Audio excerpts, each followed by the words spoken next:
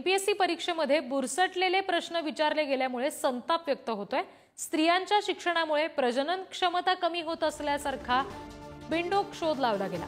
राज्य सेवा पूर्व परीक्षेतील जनरल स्टडीजच्या प्रश्नपत्रिकेमध्ये हा 41वा प्रश्न आहे। स्त्रियांच्या शिक्षणामुळे प्रजनन क्षमता कमी होण्याचं कारण एमपीएससीने विचारले। एमपीएससीने शिक्षणामुळे प्रजनन क्षमता कमी होण्यासाठी 4 कारणं सुद्धा दिली। आणखी तपशील आपण घेणार आहोत प्रतिनिधी पंकज दळवी यांच्याकडून। पंकज, अत्यंत विचित्र प्रश्न असा म्हणावा लागेल। एमपीएससी सारख्या परीक्षेत असा प्रश्न विचारला गेलेला आहे।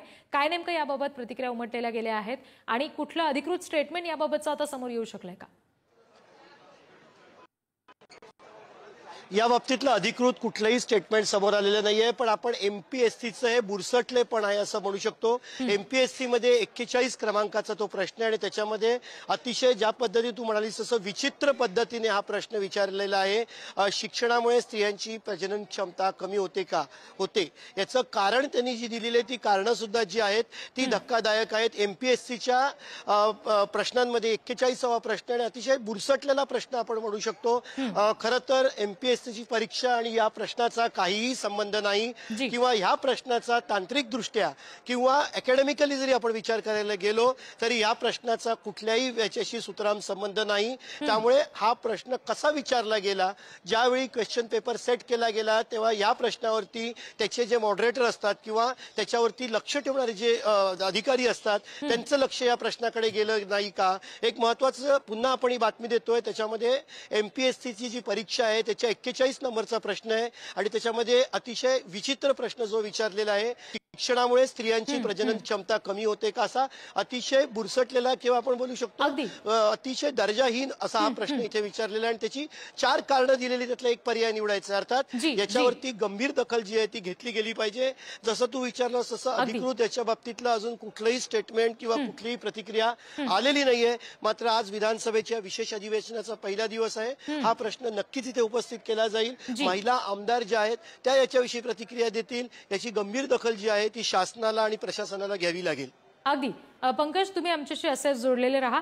एमपीएससी कडून अशा पद्धतीने बुरसटलेले प्रश्न विचारले जाणं याच्यावरून आधीच टीका होती, त्यातच 41 क्रमांकाचा हा जो प्रश्न आहे ज्याबाबत पुढारी न्यूज ही बातमी दाखवत आहे, स्त्रियांचं शिक्षण आणि त्यामुळे प्रजनन क्षमता त्यांची कमी होणं अशा पद्धतीचा संबंध जोडणारा हा प्रश्न विचारला गेलेला आहे। त्यासाठी 4 पर्याय दिले गेले आणि या सगळ्यावरून आता निश्चित संताप व्यक्त करण्यासारखीच ही गोष्ट म्हणावी लागेल।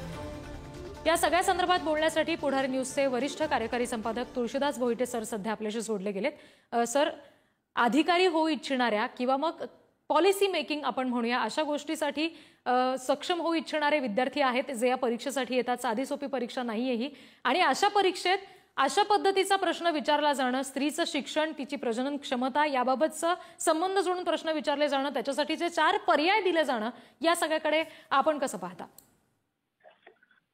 रिद्धी, आज सकाळी जेव्हा मला एमपीसीच्या विद्यार्थ्यांचा फोन आला ना तेव्हा मला विश्वास बसला नाही। खरं तर त्यांनी सांगितलं की सर असं असं आहे किंवा एक दारूचा प्रश्न गाजलेला, मध्यंतरी वाद झालेला। त्यांना मी म्हणालो की असं आम्ही पुढारी न्यूजवर चालवू शकत नाही, मला पुरावा पाहिजे। त्यांनी 1 डिसेंबर रोजी राज्यसेवेची पूर्व परीक्षा जी झाली त्याचा पेपर पाठवला, तो आता माझ्या हातात आहे।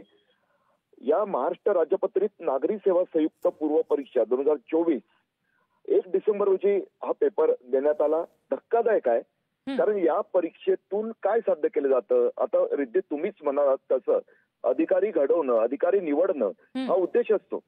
हा जो प्रश्न 41वा म्हणजे बिनडोकपणाचा कळस म्हणावा लागेल, बिनडोकपणाची सर्वात खालची पातळी गाठली आहे हा प्रश्न लिहिणाऱ्यानं आणि तो तपासून तसाच त्या प्रश्नपत्रिकेत राहू देणाऱ्यानं। कारण याच्यापेक्षा मोठा बुरसटलेला वृत्ती कोणती असू शकत नाही। बुरसटलेपणाचा हा कळस म्हणावा लागेल। काय पर्याय दिलेत रिद्धी त्यांनी? स्त्रियांच्या शिक्षणामुळे प्रजनन क्षमता कमी होते आणि कारण म्हणजे हे थेट विधान आहे ना, म्हणजे होते का असं जरी विचारलं असतं ना तरी समजू शकलो असतो आपण। मात्र त्यांनी थेट विधान केलंय आणि कारणं दिली आहेत पुढे 4 पर्याय। शिक्षणामुळे स्त्रियांच्या कामाच्या संधीत सुधारतात। आता याच्यामुळे कसं काय प्रजनन क्षमता कमी होईल? पुढे आहे, शिक्षित स्त्रियांना स्वतःच्या मुलांनी शिक्षित व्हावेसे वाटतं। अहो बघ, त्याच्यामुळे प्रजनन क्षमता कशी कमी होईल? पुढे दिलं, शिक्षण आणि साक्षरता स्त्रियांना गर्भनिरोधकांविषयी अधिक ग्रहणक्षम बनवते.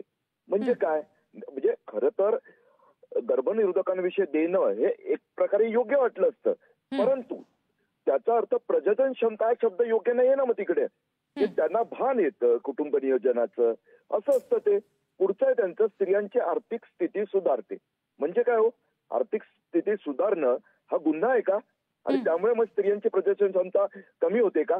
काहीतरीच वाटेल ते बरळावं तसं हे पेपर सेट करणाऱ्यांनी हा प्रश्न सेट केलेला. त्यांच्या मेंदूतील विकृती, बुरसटलेपणा यातून दिसतोय असंच म्हणावं लागेल. रिद्धी जी सर, धन्यवाद. ही सगळी सविस्तर प्रतिक्रिया आपण दिलीत यासाठी.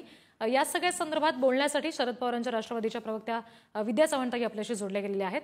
विद्याताई, एमपीएससीच्या प्रश्नांवरून आधीच बरेच संतापजनक प्रतिक्रिया समोर आलेल्याच आहेत. अशातच पुढारी न्यूज ही जी बातमी दाखवते 41 क्रमांकाचा हा प्रश्न आहे ताई, ज्याच्यामध्ये स्त्रियांचं शिक्षण असल्यामुळे प्रजनन क्षमता त्यांची कमी होते का अशा पद्धतीचा प्रश्न विचारला जाणं, त्याबाबतचे अगदी अघोरी आपण म्हणूयात विचार करणारे 4 पर्याय दिले जाणं, या सगळ्याकडे आपण कसं पाहता?